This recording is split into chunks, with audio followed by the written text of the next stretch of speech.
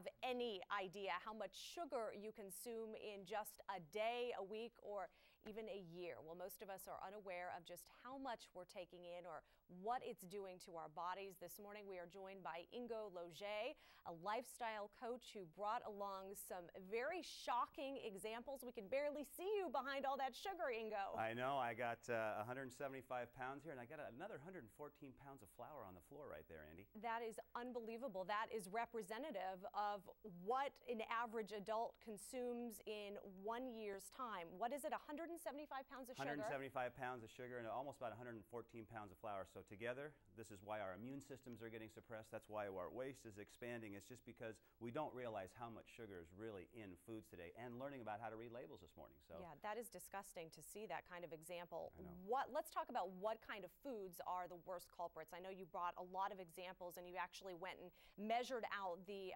teaspoons of sugar. Yeah, I did, Andy. I think breakfast. I mean, a lot of us are on the go and start for breakfast, and so I just brought some basic breakfast things.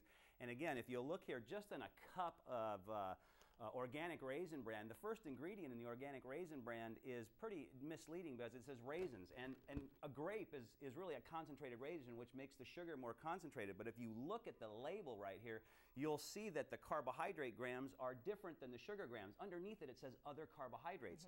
So that's why we have almost this much, this much sugar right there. Yeah, hold it up because we can't see it. I'm going to hold it up. So look at the comparison. That's in that, and then if you're going to add some milk to it, Andy, you can see that there's 12 grams of sugar in just a cup of milk, and if you want a cup of orange juice, look how much sugar you already have just in the morning. Now you're going to have a Cliff Bar.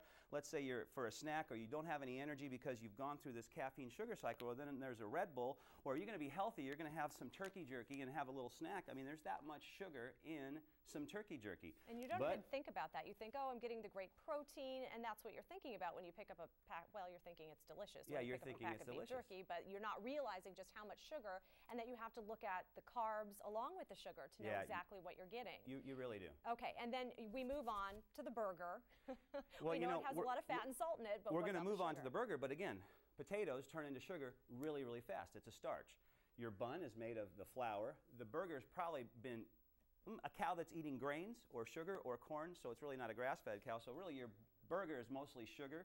And so again, then you're going to follow it up with a Coke. And Andy, you got a Coke over there. How much servings are in that Coke bottle? Yeah, if you I want you to know I'm not eating this bowl of sugar on the set this morning. If you could take a look at this. Ingo gave me this as an example. So a lot of us pick up a Coke in the afternoon. Just one Coke has 16 teaspoons of sugar. So I went ahead and I measured out of this bowl 16 teaspoons. So here you go. This is what you're drinking, this much sugar when you have just one Coke. It's amazing when you separate it like this and you really see just how shocking it is and what you're putting into your body. My question to you is there a difference in the sugars we get through the processed foods like this and the sugars we eat in fruit? Because you hear a lot of people say, well, you could eat as much fruit as you want. It's good for you. So do we have to watch that intake as well? I think, Andy, there's some things like the berries, like the low glycemic berries, like cherries, kiwis, blueberries. They turn to sugar a little bit slower than a watermelon or like an orange.